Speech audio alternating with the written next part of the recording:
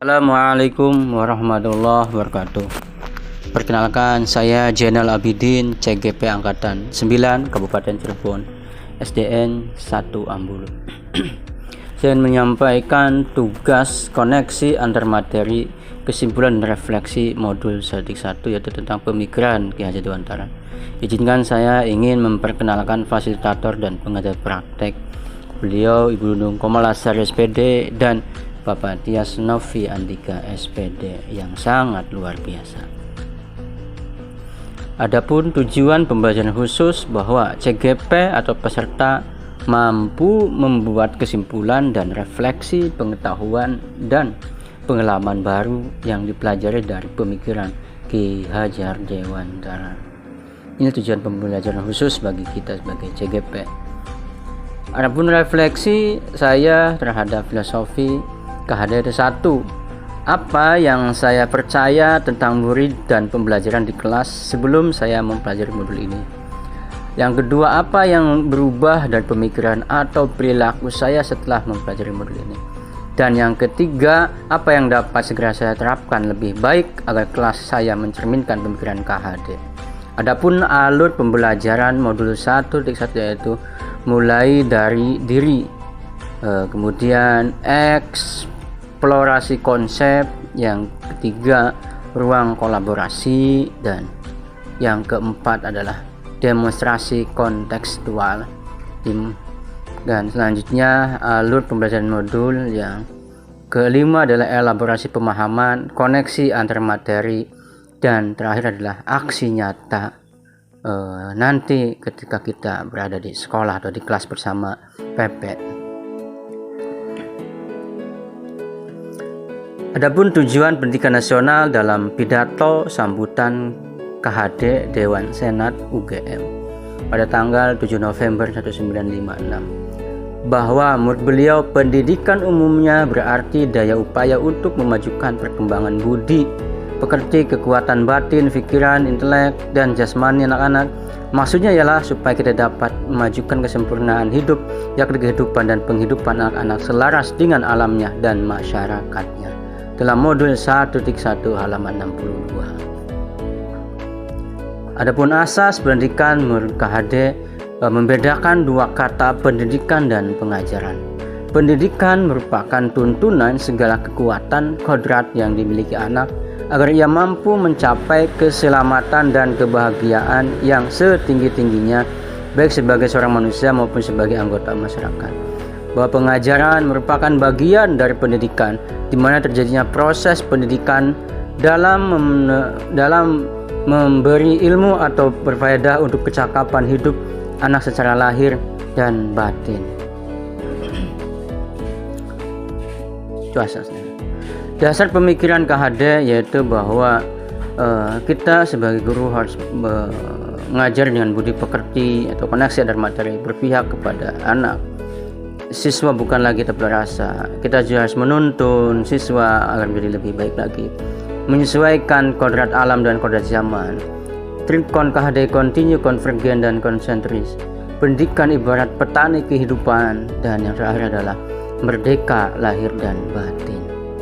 Itulah dasar pemikiran KHD yang sangat luar biasa agar kita bisa memahami dan menerapkannya dalam setiap pembelajaran. Pertama adalah tentang budi pekerti yang harus dikoneksikan dalam setiap pembelajaran dimanapun berada. Apa yang saya percaya tentang murid dan pembelajaran di kelas sebelum saya mempelajari modul 1.3. Tentang murid di kelas, bahwa saya percaya bahwa belajar harus di kelas dan monoton. Saya percaya bahwa murid sebagai objek bukan subjek. Murid adalah tabula rasa. Murid pasif, motivasi belajar rendah dan kurang bergairah. Tentang pembelajaran di kelas, saya percaya bahwa guru sebagai sentral dari pendidikan, dari pengajaran di kelas. Kemudian guru mentransfer materi pembelajaran hanya sekedar mentransfer saja ilmu. Guru mengejar target KKM dan sebagai fasilitator. Kemudian guru menyamaratakan anak dan menilai kognitifnya saja. Apa yang berubah dari pemikiran atau perilaku saya setelah mempelajari modul ini? Yang harus saya rubah adalah pemikiran saya. bahwa guru bukan satu-satunya sumber belajar anak, bahwa setiap anak memiliki karakter, bahwa ketercapaian belajar anak sangat berbeda, mengintegrasikan semua pelajaran dengan penerapan budi pekerti. Apa sih yang berubah perilaku saya setelah mempelajari modul ini? Yang pertama, mengemas pembelajaran secara menarik dan menyenangkan, menerapkan strategi dan model pembelajaran yang kolaboratif dan variasi, menghargai setiap karakter belajar anak dan berkolaborasi. Kemudian yang keempat, menerapkan pembelajaran diferensiasi sesuai minat dan kreativitas anak. Itulah yang merubah pemikiran saya dan yang merubah perilaku saya setelah belajar modul ini. Apa yang dapat segera saya terapkan lebih baik agar kelas saya mencerminkan pemikiran KHD? Yang harus saya terapkan adalah 1. Merancang dan menerapkan pembelajaran abad 21. Di antaranya bahwa ada yang namanya berpikir kritis, kemudian ada yang namanya kreatif inovatif, komunikasi, dan kolaborasi. Ini adalah pembelajaran abad 21. Apa yang saya cerminkan, sikap guru yang saya cerminkan dalam sikap guru, yaitu guru harus menuntun dan sabar, guru harus mencerminkan pemerhatikan kodrat anak, guru mencerminkan atau mengutamakan budi pekerti, dan guru harus bisa menginspirasi dan sebagai suri tauladan. Inilah cerminan dan kesimpulan dari materi ini, yaitu bahwa pendidikan menuntun anak sesuai dengan minat dan bakatnya. Pendidikan menyesuaikan kodrat alam dan kodrat zaman. Pendidikan hakikatnya menanamkan budi pekerti, dan pendidikan sejatinya berhamba kepada anak.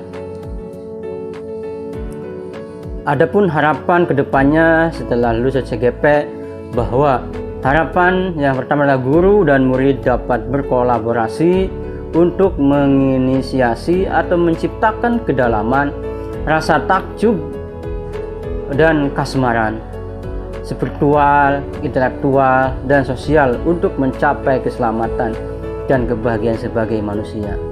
Siswa dan guru merdeka belajar yang berkolaborasi bersama, menggali dan mengembangkan potensi siswa dan mengakomodasi karakteristik masing-masing untuk mewujudkan student well-being.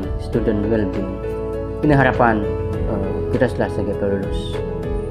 Rencana pembelajaran saya terapkan di SD 1 Ambulu, yaitu tentunya belajar harus menyenangkan, menggali potensi kreativitas anak, belajar dengan memanfaatkan lingkungan sekolah atau disebut dengan kodrat alam dan kodrat zaman, dan masih banyak lagi rencana yang akan disampaikan dalam pembelajaran nanti. Ini referensi penulisan buku modul statistik 1, kemudian channel YouTube, dan yang ketiga media foto SDN 1 Ambulu bersama Losari Kabupaten Cirebon. Dan akhirnya saya ucapkan sekian dan terima kasih. Salam dan bahagia. Salam dan bahagia. Assalamualaikum warahmatullahi wabarakatuh.